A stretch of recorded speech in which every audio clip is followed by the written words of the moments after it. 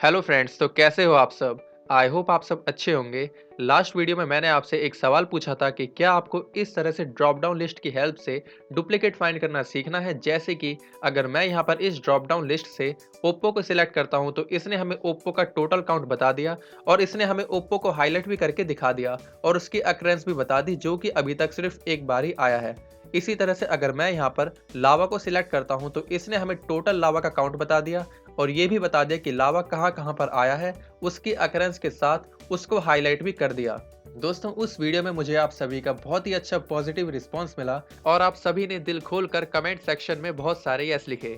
बस आप सभी की उसी फरमाइश को पूरा करने के लिए मैं आपके लिए ये वीडियो लेकर आया हूँ। दोस्तों, इस वीडियो में हम इसी तरह से डुप्लीकेट फाइंड करना सीखेंगे, तो ज्यादा टाइम वेस्ट ना करते हुए चलिए आज का वीडियो शुरू करते हैं।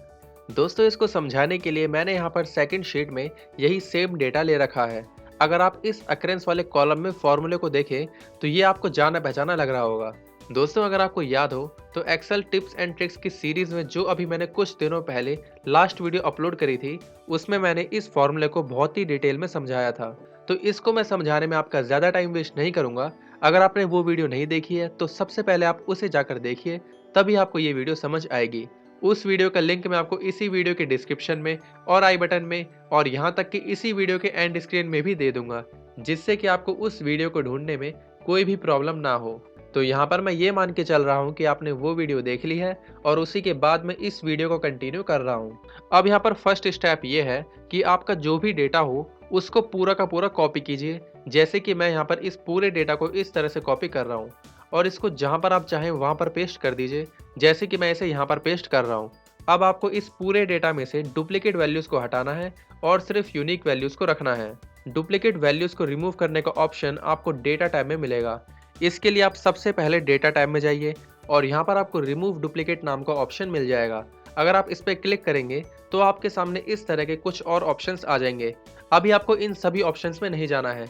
जब मैं आपको डेटा टैब सिखाऊंगा तब मैं आपको इन सभी ऑप्शंस को बहुत ही डिटेल में समझाऊंगा।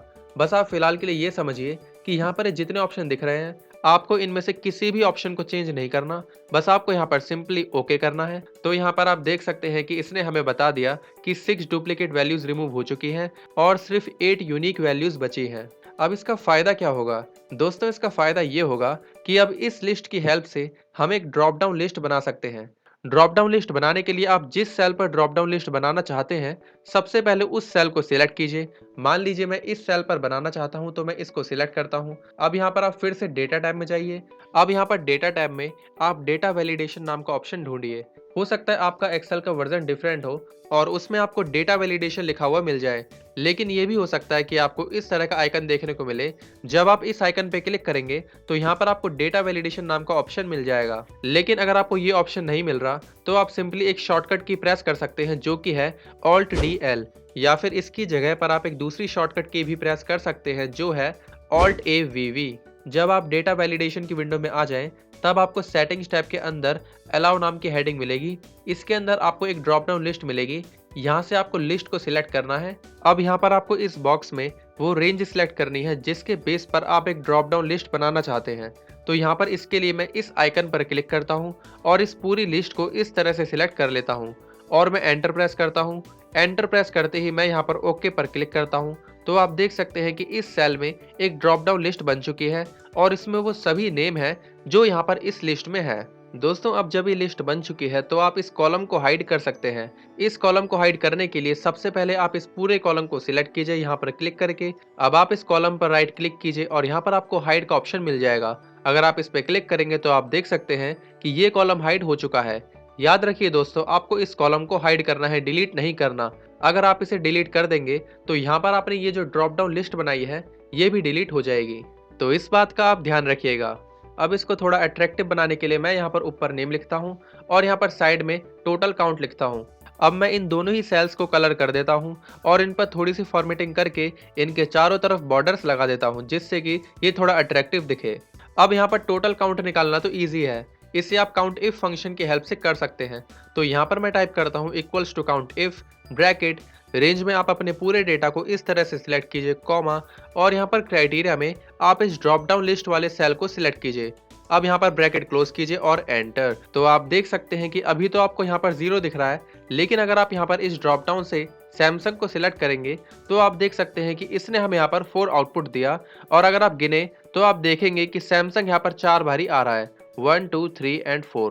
तो इस तरह से हमने डायनेमिकली काउंट इफ फंक्शन की हेल्प से टोटल काउंट निकालना सीखा।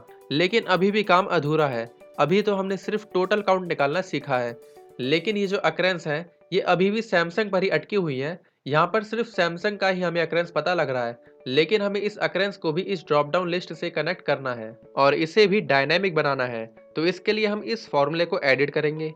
अब यहाँ पर आप देख सकते हैं कि इफ फंक्शन के अंदर हमने a2 इक्वल्स टू सैमसंग लिखा है, मतलब कि ये फॉर्मूला हमेशा सैमसंग को ही चेक करेगा। लेकिन हम इसे सैमसंग को चेक नहीं कराना, हमें इसे ड्रॉप डाउन लिस्ट में जो लिखा हुआ है उससे चेक कराना है। तो इसके लिए हम इस सैमसंग को हटाते हैं और यहाँ पर इस ड्रॉप डाउन लिस्ट वाले सेल को सिलेक्ट करते हैं और इसको फिक्स कर देते हैं, जिससे कि अगर हम इस फॉर्मूले को नीचे ड्रैग करेंगे तो ये ड्रॉप डाउन लिस्ट वाला सेल जो है ये फिक्स रहे, ये चेंज ना हो। अब इस सिंपल सी कंडीशन का मतलब ये है कि A2 सेल में जो भी लिखा हुआ है, अगर वो उस ड्रॉप डाउन लिस्ट वाले सेल में जो भी लिखा हुआ है उसके बराबर है, तभी ये हमें ट्रू आउटपुट देगा। और वैल्यू इफ ट्रू में जो काउंट इफ फंक्शन लगा हुआ है उसी का आउटपुट हमें दिखाएगा।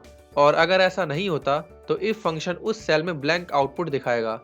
आई होप आपको ये समझ आया होगा, लेकिन अभी भी इसमें और भी एडिट करना बाकी है। दोस्तों यहाँ पर काउंट इफ फंक्शन में क्राइटेरिया में आप देख सकते हैं कि हमने A2 सेल को सिलेक्ट किया हुआ है और उसे फिक्स किया हुआ है, मतलब कि काउंट इफ फंक्शन हमेशा सैमसंग को ही काउंट करेगा।